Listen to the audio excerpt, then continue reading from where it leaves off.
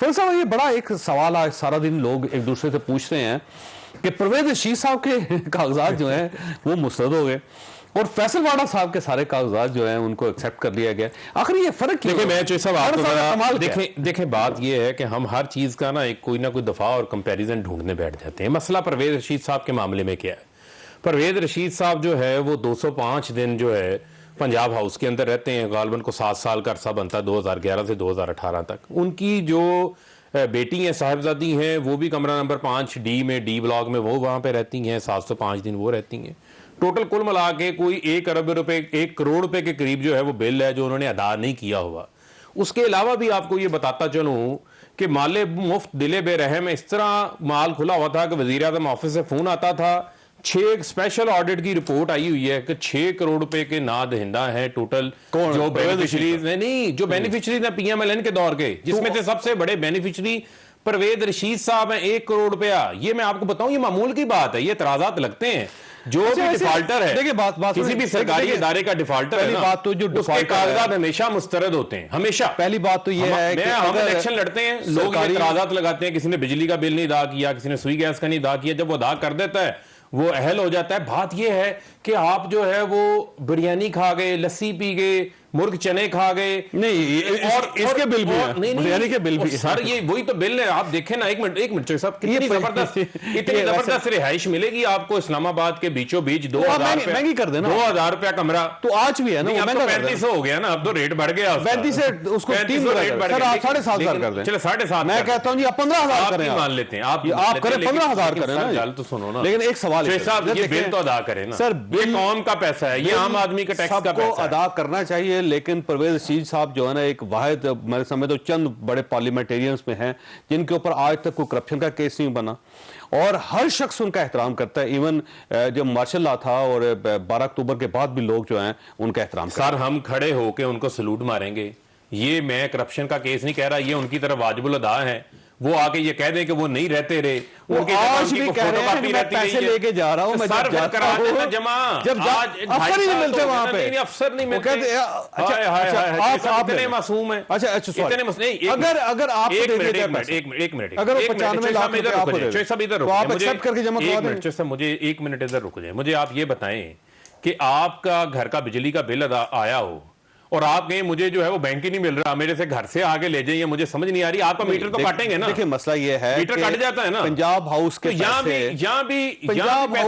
पैसे पंजाब हाउस में जमा होंगे, सर करा देना हो तो लिखा, लेकिन जब पंजाब हाउस में बंदा कोई नहीं होगा तो कहां जमा करवाएंगे? 14 अक्टूबर 2019 का दूसरा नोटिस जारी हुआ, उसमें लिखा हुआ है अकाउंट नंबर सुन लेना, उसमें लिखा हुआ है नीचे आखिरी पैरा पढ़ें, आखिरी पढ़ें पैरा, वो लिखते हैं This payment can be made through cash, cross check in favor of controller Punjab House Islamabad. ठीक, उसके ऊपर लिखा हुआ है, it is requested that the above mentioned amount may be please be deposited in the government account immediately. और करा दे जमा यार, आप रहे हैं। ओके आप देखें ना, जब सेनेटर थे तनख्वाह लेते थे, हाउस अलाउंस, लेकिन वो बार-बार ये कह रहे हैं, एक तो वो कहते हैं वजीर थे, एक मिनट वजीर थे, हाउस अलाउंस मिलता एक तरफ, अच्छा एक तरफ कहते हैं जाली क्लेम है, दूसरी तरफ कहते हैं मैं पैसे जमा करा दूंगा। वो तो जाहिर है, अगर एक बात करें ना, या तो ये जाली नहीं करेंगे तो फिर उनकी सीट चली जाएगी, या तो ये जाली है, ठीक है, या वो कहते हैं मैं पैसे जमा करा दूंगा। कौन सी बात सच है? दूसरी बात है पैसे जमा कराएंगे, कागजात एक्सेप्ट हो जाएंगे, ये इतराज होता है। मलिक साहब ये पैसे आप खुद ही जमा करवा दे जाके, किसी न किसी तरीके से किसी अफसर मियां साहब से मंगवा लें यार, को डॉलर शालर पाउंड खर्च चले जाए। वो वैसे परवेज साहब ने पैसों को अरेंजमेंट कर लिया हुआ, वैसे तो आगे होगी ना, कोई लेके वो फिर रहे, उनके दोस्तों ने पैसे इकट्ठे करके दिए। मुझे आप ऐसा करें कि मलिक साहब ये खुद ही आप आ जाए कल, ज्यादा बल्कि पूरी पार्टी आ जाए और पंजाब हाउस चली जाए और जाके पैसे खुद ही जमा करवा दे, कैमरे साथ ले जाएं। अगर अफसर नहीं होता तो पता चल जाएगा गवर्नमेंट जिम्मेदार है, और अगर अफसर मौजूद होंगे तो फिर आपका ये क्लेम कि गवर्नमेंट जो है वो जानबूझ के कर रही है, मेरा ख्याल आपको फिर ये अपने अल्फाज वापस लेने पड़ेंगे। अच्छा चौधरी साहब बहुत शुक्रिया आपका। देखिए इसमें मैं आपके सामने 2 सूरत हाल आपके सामने रखना चाहता हूँ। एक तो ये कि मैं परवेज साहब का प्रपोज़र था तो मैं उनके साथ उस प्रोसीडिंग में शामिल था जब उन्होंने अपने नॉमिनेशन पेपर सबमिट किए और जब उनके ऊपर एतराज़ात दाखिल किए गए। ये जब एतराज़ दाखिल किया गया तो ये तहरीक इंसाफ की एक सूबाई असम्बली की रुकन है, उन्होंने ये एतराज़ दाखिल किया और ये साथ एक नोटिस दिया कि ये पंजाब हाउस का पेंडिंग नोटिस है, और उसके साथ एक स्पेशल ऑडिट रिपोर्ट का एक पैरा 2 पैरा का एक पेज भी साथ मौजूद था।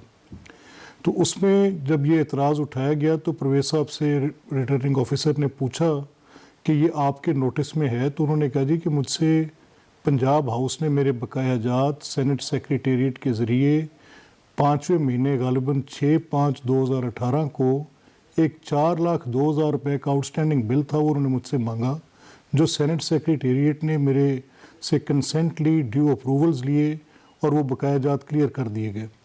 तो फिर ये सवाल उठा कि ये पैसे किस चीज़ के हैं, जो कि एक बहुत बड़ी एक ख़तीर रकम है। 95 लाख रुपया को थोड़ी अमाउंट नहीं है।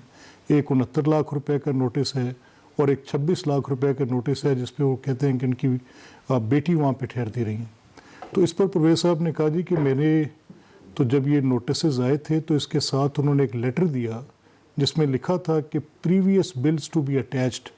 तो प्रीवियस बिल्स अटैच करके टोटल अमाउंट 4,02,000 बनी जो उन्होंने जमा करवा दी 2018 में।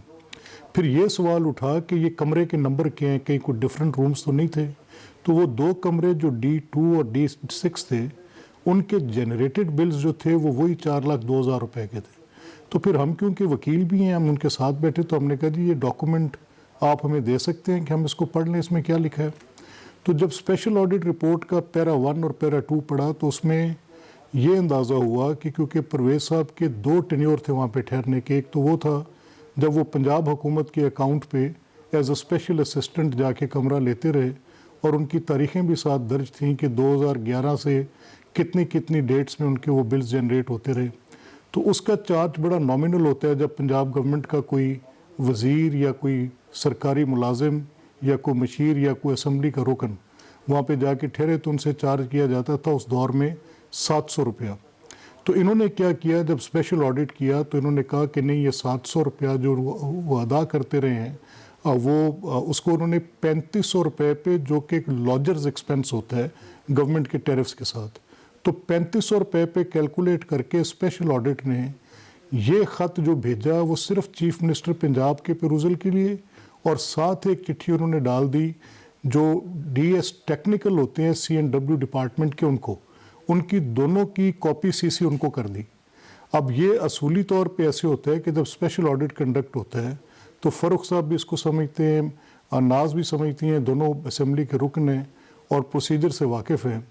तो होता ये है कि जब आप स्पेशल ऑडिट करते हैं तो जिसकी तरफ आप कोई अमाउंट खड़ी करते हैं, अक्रू करते हैं, फॉर एग्जांपल कि परवेज़ साहब के नाम खड़ी है, तो उनको आप एक अपॉर्चुनिटी प्रोवाइड करते हैं कि ये अमाउंट आपके ख़िलाफ़ खड़ी है, ये बिल्स जनरेट हुए थे, ये इसके इनवॉइसेस हैं, ये वोचर्स थे, ये बुकिंग डॉक्यूमेंट था, ये लॉग ठीक है। नंबर था। मतलब साहब आपकी अगर सारी बात मान भी ली जाए तो अब एक सवाल ये भी है कि फिर ये परवेज रशीद साहब इसको जाली कैसे कह रहे हैं, जाली डिमांड कैसे कह रहे हैं? इसीलिए ये हो सकता है कि वो पंजाब हाउस जो है वो रकम ज्यादा मांग रहा हो, आप समझ रहे हो कम जाली बनती डिमांड है, इसलिए लेकिन जाली तो नहीं हो सकता ना। नहीं, वो जाली डिमांड इसलिए कहा कि जब स्पेशल ऑडिट की प्रोसीडिंग्स में ना SDAC हुई, ना उनको रिकन्सिलिएशन का मौका दिया गया, ना उसकी DAC हुई, और स्पेशल ऑडिट की रिपोर्ट भी CNW के अकाउंट में पब्लिक अकाउंट्स कमेटी के पास जाएगी और वहाँ पर अगर कोई पैरा क्वालिफाई करेगा तो फिर वो जाके जायज़ डिमांड होगी। जब तक ये प्रोसीजर पूरा नहीं होता। नहीं, देखिए वैसे फरक साहब ने एक नुक्ता उठाया है मलिक साहब, वो भी बड़ा वैलिड है। नुक्ता ये है कि एक तरफ आप इसको जाली कह रहे हैं, दूसरी तरफ आप अमाउंट लेके फिर रहे हैं अभी और आपको फिर अफसर नहीं मिल रहा जिसके पास जमा करा, जबकि आप उसका एक डिमांड नोट बना के, देखिए सर, मैं आपके एक उसका चेक बना के, आप उसका पे ऑर्डर बना के जमा करवा सकते हैं। इजाजत दे, मुझे इजाजत दे, मैं इस सारी प्रोसीडिंग में उनके साथ रहा। एक इनके DS एडमिन बैठते हैं 8 क्लब में। नॉर्मली जब आप ऑपोजिशन में होते हैं तो आप चीफ मिनिस्टर ऑफिस में नहीं जाते। मैं खुद गया हूँ कल, और वहाँ पे एक सियाल साहब नामी DS एडमिन थे, तो उनको मैंने कहा कि हुजूर ये चेक है, ये पैसे हैं, ये आप ले लें। उन्होंने कहा जी हम अकाउंट्स को डील नहीं करते, हम नहीं ले सकते। फिर एक वसीम नामी कंट्रोलर का नंबर वहाँ से मिला, उनके साथ रब्ता किया, उन्हें कहा को अकाउंट नंबर दे दें, हम बंदा भेज देते हैं। तारिक फजल चौधरी साहब को कहा गया कि आप ये अमाउंट वहाँ से रिसीव कर लें। परवेज़ साहब ने अपने दोस्तों से उधार ली मेरी मौजूदगी में, किसी एक दोस्त से मांगी, 10 लाख किसी से लिया, 5 लाख किसी से लिया, 20 लाख किस तरह उन्होंने इकट्ठे किए पैसे कि यार ये डिस्क्वालिफिकेशन तो मुनासिब नहीं है। कुछ उनके दोस्तों ने ये खबर सुनने के बाद उनको खुद कॉल्स की वो पैसे इकट्ठे करने के बाद हमने पंजाब हाउस बंदा भेजा, कंट्रोलर का ऑफिस लॉक था, वहां पर कोई रिसेप्शन पे बंदा वसूल करने को तैयार नहीं था। फिर हम CNW डिपार्टमेंट के सेक्रेटरी के ऑफिस में मैं खुद गया और उनसे जाके दरख्वास्त की कि आपका जो DS टेक्निकल है हसनात रजा, उसके नाम पे ये लेटर जारी हुआ है, उसको ये स्पेशल उसका एक आसान हल ये है कि आप 95 लाख रुपए ले और अभी साहब को दे रहे और हम दर फिरते रहे, दर